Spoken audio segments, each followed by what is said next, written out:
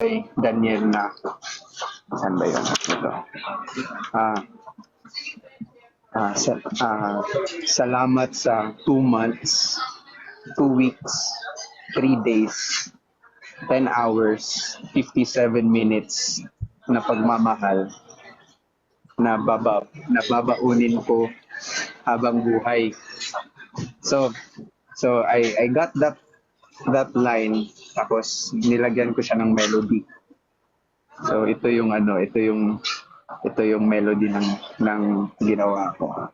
Sige, parinig ako. Ay ano na lang, teaser na lang sa buong song from verse 1 to chorus. Ha? Ayan. Baka sobrang ano ko dito. Sa totoo lang. Okay, bleeding ako. Sa totoo lang. Natatakot na rin ako. Kapag ika'y naalala, sumasabog ang puso ko.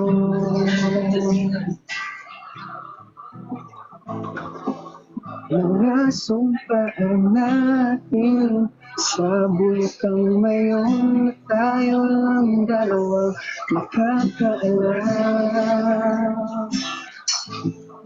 Pangako mo sa akin ay pipilitin mo, hindi bumitaw ng maaga. Ngunit bigla na lang nawala. 2 months, 2 weeks, 3 days, 10 hours, 57 minutes of love. Ang babaunin ko habang buhay. 2 months, 2 weeks, 3 days, 10 hours, 57 minutes of love. Ikaw lang mahal.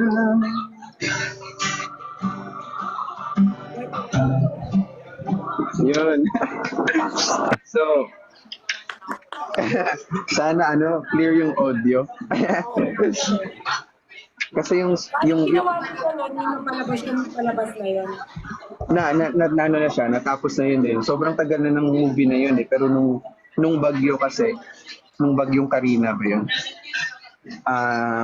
Na-stranded kasi kami somewhere with my kuya, with Yes My Love sa kasi nag-lock in kami. Tapos may mga sinusulat kaming kanta. Pero ito yung sinusulat kong kanta din doon. Pero to siya eh, parang very personal sa akin. Kasi sobrang favorite ko yung movie na yun. Tapos, yun yung kinunan ko ng inspirasyon sa pagsulat nitong kanta. Yun. Ikaw, what's your favorite film? Ako yung nagko-compose ng kanta sa amin, sa grupo namin.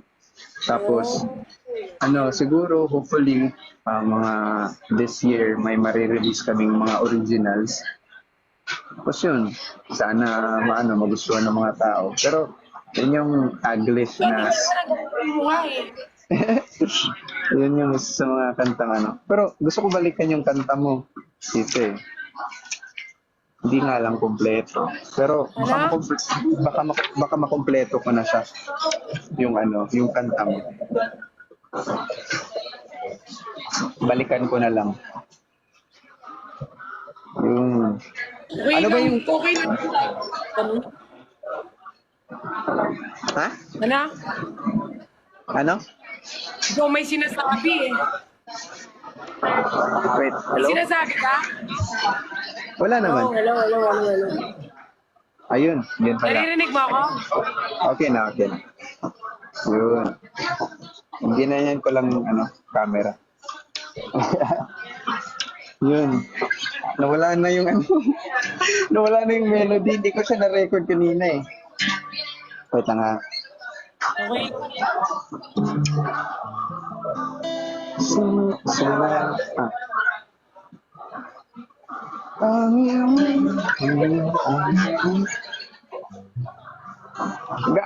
everyday ka ba nagla-live stream? Everyday ako nagla-live. Pero paano naman yung yung parang yung time na nagla-live ka? Like random lang or may talaga, may Ilang schedule. oras ako nagla-live? Oh, ganyan. Ilang oras ka nagla-live tapos Puro matagal na yung 5 hours.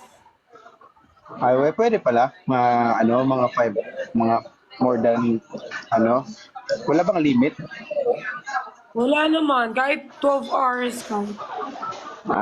Gets. Baka magustuhan ko na tong pagla-live. Oo, masaya mag-live kasi. Diyan mo makikita yung mga supporter mo, like yung tunay, yung mga supporters. Oo nga eh.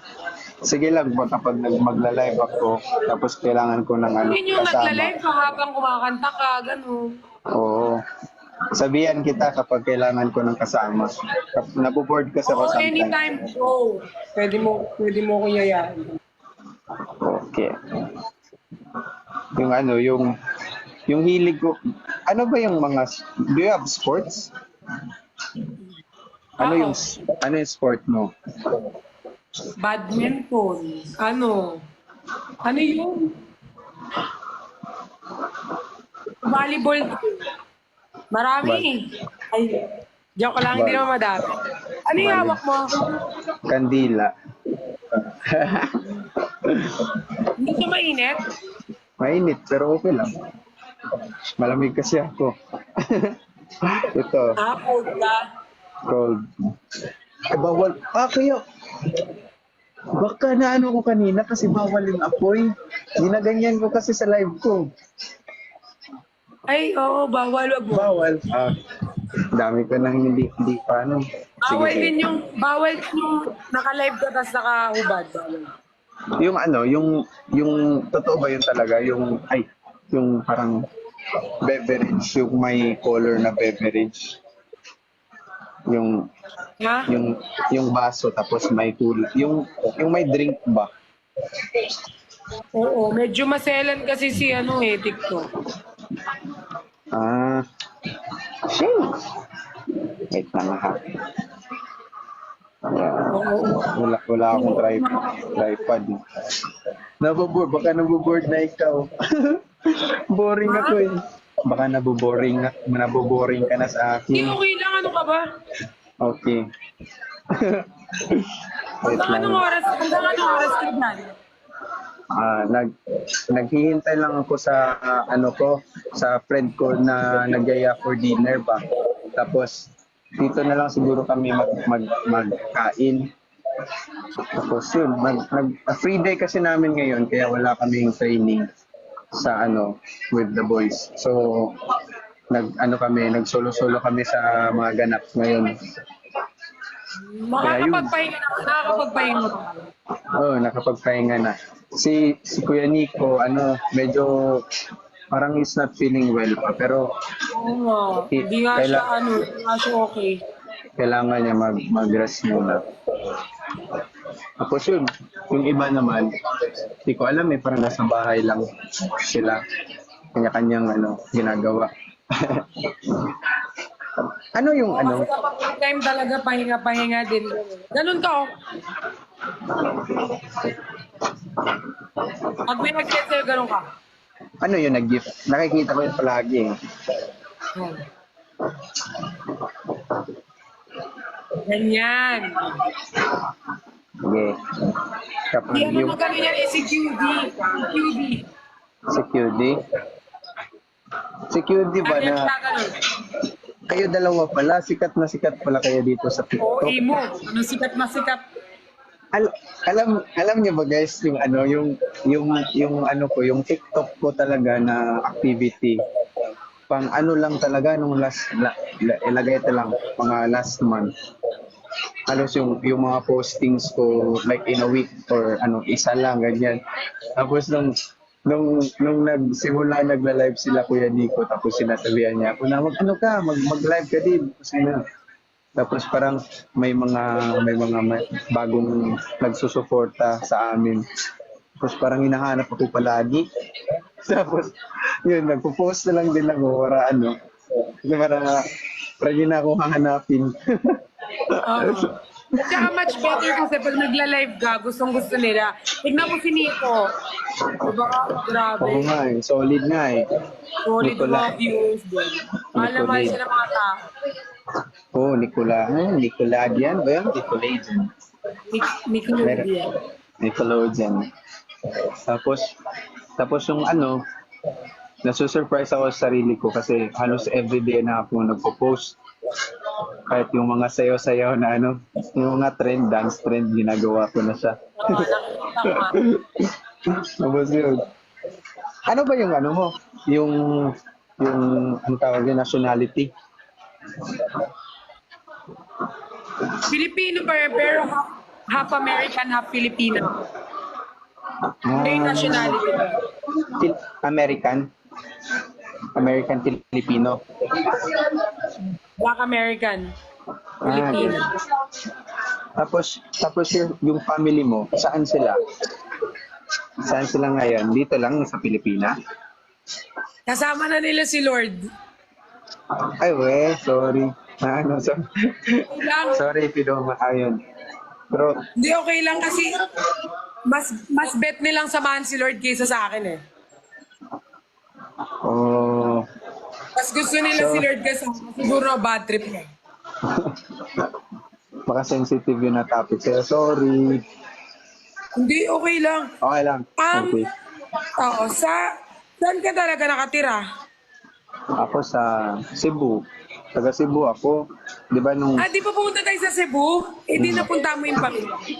Nun yung time na nagpunta din yung parents ko, family ko sa event. Tapos nanood sila lahat doon sa yung first location sa Gaisano. Tapos yung isa sa SM yung big event sa gabi. Yun. Ay, Na nga ako nakasupport kasi sila. kasi may mga pina-follow din ako sa TikTok na mga kagaya mo, like mga talaga yung mga ang tawag dito, yung parang mga constant ng TikTok. Kasi kilala mo ba yan si Jaya tsaka si Zeke? Si Zeke. Yun, nakita ko na sila. Sobrang din, matagal akong kumahanga sa kanila. Kasi nung mga good vibes ba yung mga content nila. Same sa inyo ni QD saka ni sino mga closest mo sa sa TikTok na ang tawag dyan? Yung Bardagulan? Bardagulan. Actually, lahat naman kasi kapag kunyari friend ko na, sobrang close ako, lagi kong ina-update kung okay lang sila. Lahat naman. Kasi ayoko na may friend akong nalileft out like nalileft behind. Gusto ko parang, sila lahat. Pantay-pantay lang. Mahal ko sila lahat. Kailan yun nagsimula?